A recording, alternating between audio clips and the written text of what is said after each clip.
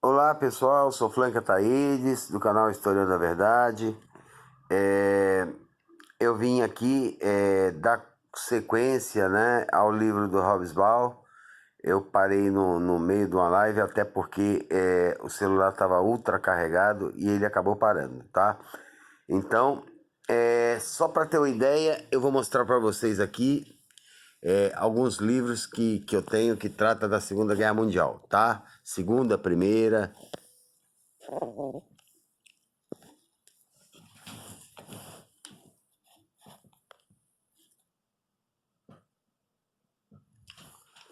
São esses aí, tá? Geralmente são livros de consulta, mas hoje eu particularmente vou trabalhar com Eric Hobsbawm, tá? É um historiador extremamente interessante, intrigante, marxista convicto, né? Ele vai expressar muita felicidade quando esse livro for resgatado, chamado A Situação da Classe Trabalhadora na Inglaterra, no século XIX, de Frederick Engels, tá? Que é o parceiro de Karl Marx. Ele vai dizer que esse livro é uma obra-prima, e realmente não é? Mas voltando lá para Eric Hobsbawm. Ele é egípcio, né? Foi criado na Inglaterra, se transformou em professor das melhores universidades do Reino Unido e vai escrever a obra mais clássica dele, né? Vai ser a quadrilogia, né? Que é a Era do Capital, a Era dos Impérios, a era das Revoluções e a Era dos Extremos. A Era dos Extremos é o último, que ele diz que o século XX tem apenas é o século mais curto, porque a Era dos Extremos ela começa para ele, segundo Hobsbawm, começa em 1914 e termina em 1990, né? 90 por quê? Porque 90 é a queda do Muro de Berlim, né? E a política adotada da perestroika e a glasnost que separa, né? Que acaba de vez, né? Transparência, a transparência da proposta pela União Soviética desmancha o bloco socialista, tá? Então Hobsbawm ele começa nesse livro, ele começa desde cedo, ele delineando personagens, né? Quem era quando era pequeno Winston Churchill, quem era Franklin Delano Roosevelt, que mais tarde vai ser o presidente dos Estados Unidos, quem era o General Patton, né? E ele vai colocando, né, todos os personagens, né, e com o passar do tempo, né, o que vai acontecer na vida deles, e vai colocar também que todos eles, por incrível que pareça, né, tanto Patton como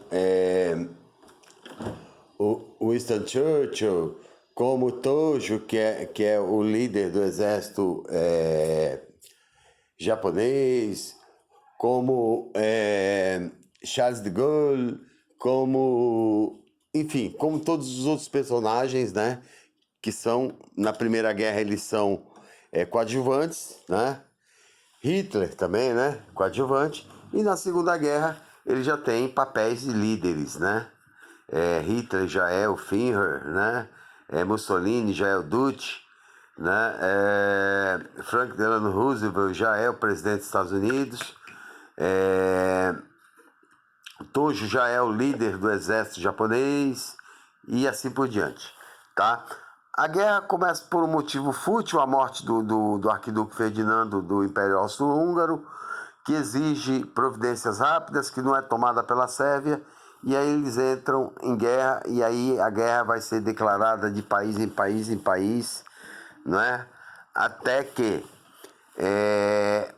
ela começa em 1914, em 1915 ela está avançando, mas depois entra numa fase de trincheiras, e nas trincheiras elas estacionam por quase 2 meses, né?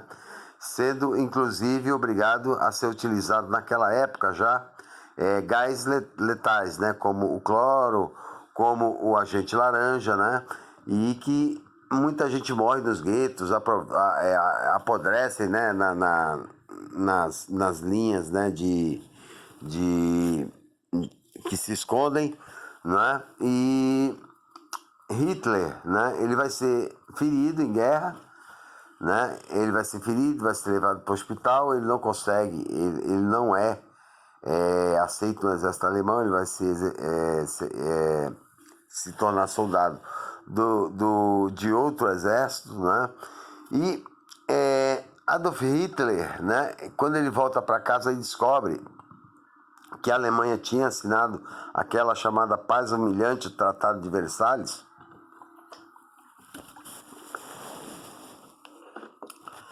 Ele nunca vai perdoar.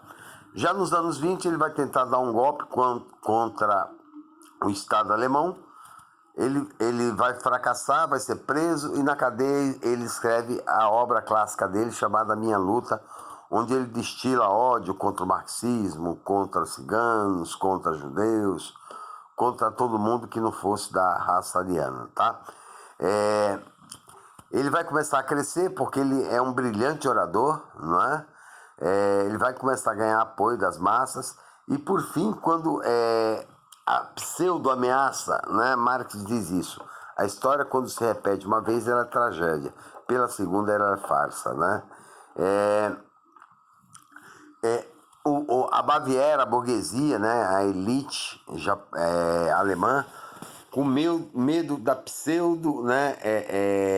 Ataque comunista, vai apoiar, né? Principalmente os protestantes vão apoiar os calvinistas, vão apoiar a ascensão dele, né? Depois da morte do rei Guilherme, e ele se torna, além de primeiro-ministro, ele se torna chefe de Estado e chefe de governo. Mais tarde ele implanta a ditadura dele, do qual ele é o Führer, né? E começa o expansionismo da indústria bélica, até que ele se sente seguro para começar a tomar alguns países periféricos, né? E por fim ele chega à Polônia. Quando ele chega à Polônia, o próximo estado seria a Inglaterra, então a Inglaterra declara guerra a Adolf Hitler, assim como, aliás, a França, né, era o próximo território, depois da Polônia era a França, mas também a Inglaterra entra na guerra, tá? A primeiro momento, a força alemã é muito poderosa, é muito mais poderosa do que todas as outras forças juntas, tá? Então eles estão levando alguma certa vantagem.